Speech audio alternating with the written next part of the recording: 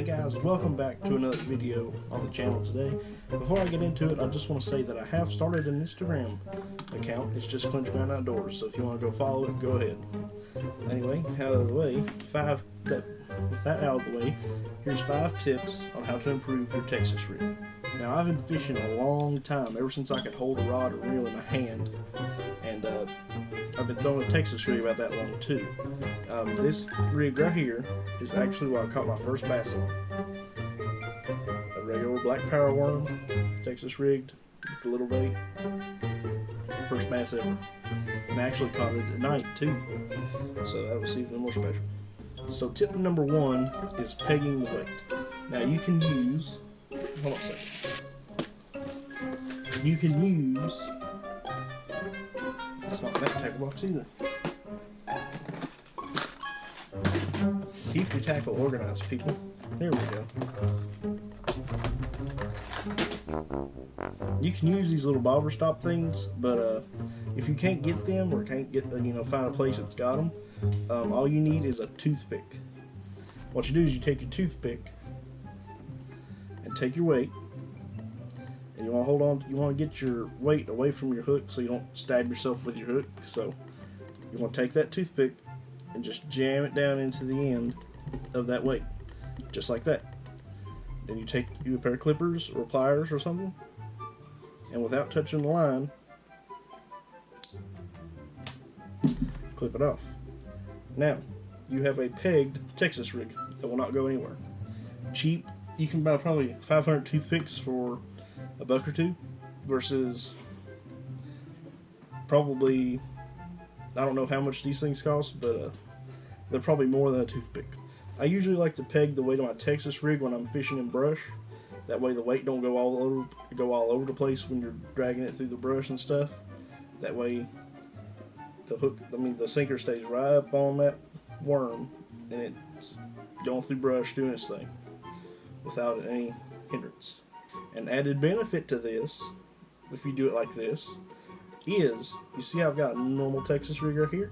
Well, you can make this into a makeshift Carolina rig if you wanted to. All you gotta do is slide that weight up your line, and boom, you got a Carolina rig right there. It's that simple. Alright, the next tip for you guys is putting a bead on it. Now, normally you'd put a bead on a Carolina rig or any other type of rig that goes on the bottom. Now, you've probably never heard of putting a bead on a Texas rig, but it makes that clacking sound just as good as a Carolina rig.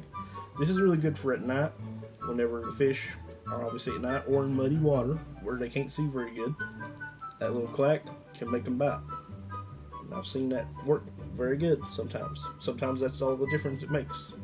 It's just adding that bead to make a little bit of sound.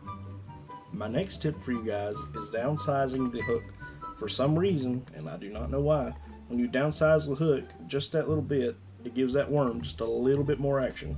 Not on big 10-inch worms, you wouldn't want to throw a hook like this. No, do not do that. That'd be very bad. But on little worms like this, just your regular standard worms, for some reason, that little worm just gives it that much more action that makes them fish want to bite. I can't explain it, but it sometimes works. If you're having a hard time getting bit, that can be a really good thing to do, is to downsize the hook and see what that does. And don't worry about the hook breaking either, because I've hooked into 4-pound smallmouth with them kind of hooks. A 4-pound smallmouth will fight harder than a 10-pound bass, but I've never hooked a 10-pound bass, so I can't really say that's true or not, but that's just my opinion. Another tip for you guys is, instead of using this wide gap hook, use an offset shank hook. For some reason, Dad's been using this one, and it's been getting its hookup ratios up pretty good. So I've been thinking about switching to these, but these you want to use for brush, these wide gap ones, because they go through the brush better in my opinion. These just have a better hookup ratio, I guess because the way the hook is shaped, but I'm not sure. But still, if you're using like a Texas rigged craw or something like that, you would want to go with one of these types of hooks because it's just better. They just hook up better. Or even a Carolina rig, you can use that. Now for what kind of rod and line I'm throwing Texas rigs on. I'm throwing a 6'6" medium heavy extreme rod that they do not make anymore for some reason. Bass Pro, need to get back on that because they're good rods. And I've got a Shimano Sedona reel Now, for the line on a Texas rig, you're wanting to go with 12 to 15 pound test, generally. Now, if you're going up to your big 10-inch worms, you want to go higher, of course, but this is just for your general Texas rig bass fishing, just your classic Texas rig. That's what you want to do with. Now, a big tip on how to work a Texas rig. You do not want to swim it through the water like a swim bait. You want to drag that bait on the bottom as slow as you can. I mean, literally as slow as you can, because that's what gets the bites on a Texas rig. You're going through brush, pull it up through the brush, let it dangle off a limb, maybe jerk it up and down a couple times. That'll really get those fish's attention. But you want that bait to stay on the bottom as much as possible when you're throwing it. Now, I think that's going to do it here for this video. If you liked what you've seen, like the tips, like and subscribe. Also, follow me on Instagram, since I just made that like yesterday. So, I'll catch you guys in the next video. Bye-bye.